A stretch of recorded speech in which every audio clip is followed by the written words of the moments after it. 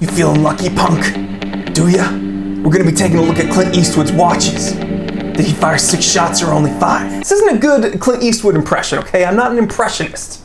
I got a few. With Christopher Walken, you never know when he's gonna pop in a little comma. It's Christopher Walken, let's see, Jerry Seinfeld. What's the deal with airplane food? That's Christopher Walken doing Jerry Seinfeld. Whoa. Whoa.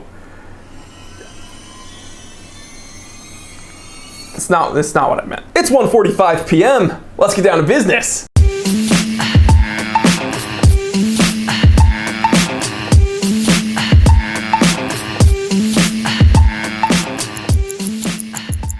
Alright guys, so I don't know if these watches are in Clint Eastwood's personal collection, but these are some watches that I've seen in some of his more prolific movies. So let's start off with a fairly recent one from 2008, Gran Torino. And now that those words just exited my mouth, I realized that 2008 is not that recent and it's over a decade ago. And I'm old.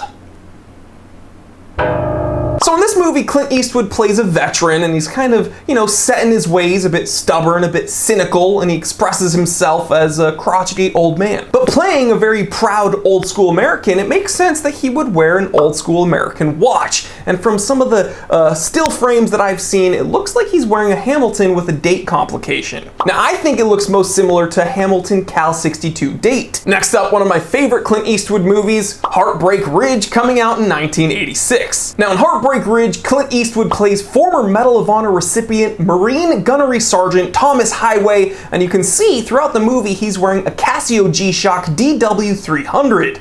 Now this is a very obscure, lesser known G-Shock, but it's very, very cool because most G-Shocks carry a 200 meter water resistance rating, but the DW300 has a 300 meter water resistance rating, so very, very cool. So here's another really cool Clint Eastwood thriller, Bloodwork, from 2002, and I have a little synopsis here. Still recovering from a heart transplant, retired FBI profiler Terry McCaleb, Clint Eastwood, returns to service when his own blood analysis offers clues to the identity of a serial killer. Very, very thrilling. Now, throughout this film, you see a few shots of Clint Eastwood wearing a white dialed sports watch with kind of a larger bezel, and I wanted it to be an Explorer 2 so badly. But I'm gonna throw up a media photo here, a little advertisement, and I think that's the watch Clint Eastwood is wearing, and it's an older Victorinox Swiss Army officer's ratchet bezel watch circa 1996. So this movie coming out in 2002, 1996 isn't too far off. So yeah, that's what I think it is. But speaking of Rolex, okay, Clint Eastwood's most famous watch, the Clint Eastwood Rolex, the root beer. Come on, we gotta talk about the root beer. That's right, the Rolex GMT-Master 16753. Now this was worn in at least 2 Clint Eastwood movies, the first one being Firefox in 1982, and the media for this movie, it could have been like a Super Nintendo game, just ridiculous. Very, very cool though. And it was also worn in Line of Fire, coming out in 1993. Both of these movies have fire in the title. Now people love to hate on this root beer, and I don't understand why, okay? Because I think it's very, very cool. I almost purchased one, and I showed my mom pictures of it, and she was like, that is hideous. I'm still gonna get one someday though. You can't tell me what to do, Mom. I'm just kidding.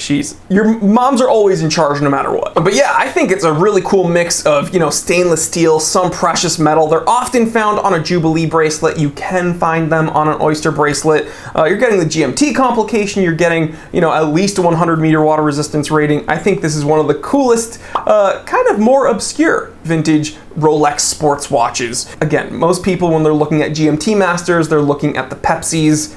I think this is the one to get. And there you have it, guys. A few really cool Clint Eastwood movies with a few very cool watches. And yeah, let me know what you think. Did I miss any? What's your favorite Clint Eastwood movie? And what watch was he wearing? Leave me that comment and we can continue the conversation there. So guys, if you enjoyed this episode, please let me know. Subscribe, hit the bell icon, support the channel, because again, you guys literally allow us to do everything we do here. We upload Monday, Wednesday, Friday with the live stream Q&A every single Saturday, rain or shine. Upload once a week at the Time Away channel.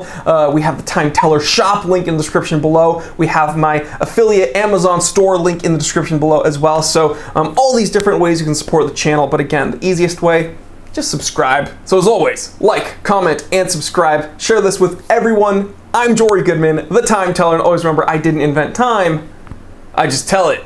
Real quick, if you enjoyed this episode, then do not worry, the fun doesn't need to stop here. Check out these recommended episodes that are going to be popping up on the screen anytime now. Also, take a moment, check out my brand new channel, the Time Away channel. It's where I talk about everything outside of the watch world, some of my other collections, some of my other hobbies. And if you're not interested in any of that, don't worry, just stay right here and I will see you right here.